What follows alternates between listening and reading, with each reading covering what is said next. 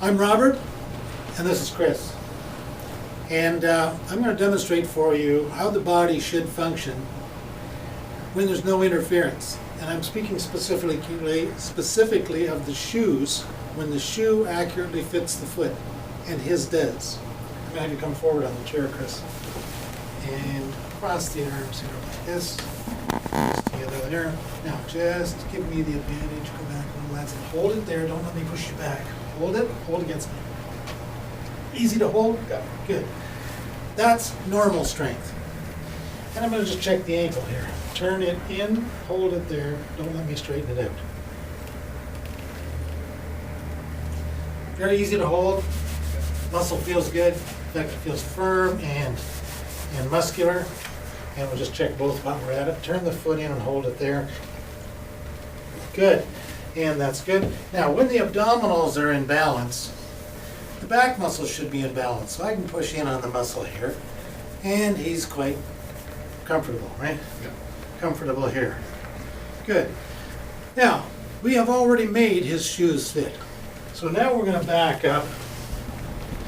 Take the adapter out of his shoe that actually makes the shoe fit his arch, and have him slip his foot back in there. You can move across here. Good. Now, just stand up. Just take a few steps forward and come on back.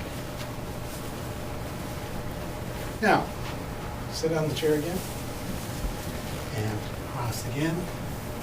Knees together and back. Just hold it there. Don't let me push you back now. Hold. Now he has no resistance. Down here, turn the foot in, hold it there, and now he doesn't have strength in his ankle. Turn in and hold. So the difference here is now the shoe is actually pushing the arch down and compromising his arch, turning the ankle in, the knee, the hip, the pelvis. These shut down. And if I go back here and push on his, quite tender there, now it's tender. This is typical. The shoe needs to fit the foot, accommodate the arch, so that it doesn't push the arch down, distorting the ankle, knee, hip, pelvis. This is not an orthotic. This is an adapter that makes the shoe fit. Most orthotics are supposedly made to correct a dysfunctional foot. And what you can see here is we're making the shoe fit the functional foot to accommodate and assist, if you will, or maintain the normal functioning, the normal dynamic function of the foot. Cool, thank you. Very good. Tip the head down, hold it there, don't let me push back. Weak here, tender here, tender on the right side here, tender on the right side here, tender on the right side here. Both shoulders are tender here. Elbows tender here. Hold it up, don't let me push down. Turn it up, don't let me pull these apart. Hold tight, tight. Sorry. These are all weak compared to, hold this up, don't let me push down. Now that's a strong muscle. It's a draw between my strength and his strength. That's how you can tell a strong muscle. These others are weak. And we're going to actually activate all these muscles. And I'm just going to have you shut that down for a moment. Good. Okay, now that we've activated it, and of course you didn't see that happen, but here's what's different now. Hold the head down, don't let me push back. How's that? Much better? Not tender now? Much better? Much better? Much better? Much better? No tenderness here now? Much better? Hold the wrist out, don't let me push down. Now that's your normal strength. Turn it over, thumb and little finger. That's normal strength. So we didn't actually strengthen him, but we activated muscles that were actually being impaired. We relieved the impairment, and now he's got his normal strength back, which is comparable to what I showed you a moment ago, to this. Good. Now, leave it on. Everybody is tender here. Right? Am I right? Yeah. Everybody is tender here. And all the way up into the neck. Feel it there? This is, the muscles here are pulling up on the shoulders and down on the skull because, hold the elbows in tight, don't let me pull it away. The lat, the latissimus dorsi, is not holding the shoulders down, so these are just taking up the slack. Good. So there's a point here. Feel it right there? Yeah. Real tender there, isn't it? Yeah. Put your fingers on there. Okay.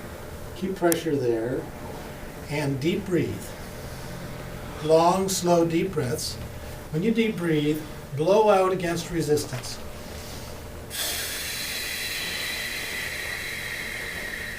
When you blow out against resistance, you actually create a back pressure in the lungs, and that forces more oxygen into the alveoli, which are the lung cells. So your body is uptaking more oxygen. You're uploading.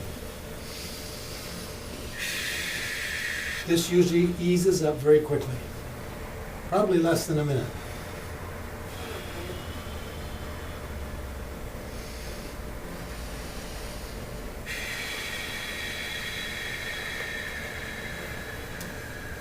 Can you change? Noticeably better? Yes. If it's noticeably better, it's probably done. Hold the elbows in tight, turn them in again. Hold tight now, don't let me pull it away. Chris, that's your normal strength. That's your normal strength. When these tighten, these let go. Am I right? Yeah. The tension here that gives most people headaches up over the back of the skull and up in here, this is not tender now. Good. Thank you. So now we're back and we're going to show you the muscles that are affected by disc pressure on the spinal cord. And so I showed you here previously that this muscle is very strong. However, this one, hold it up, is not. And how did I know that? Because I've never found anybody yet who has these muscles strong. Hold it out here, don't let me push it in. Bend the knee, hold it there, don't let me straighten it out.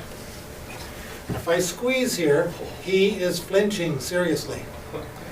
And so will most people that you do this on. By the way, out here as well? Sore. So are there. Yeah. Good. So I'm suggesting that, and I'm going to have you stand up and hand me that cushion.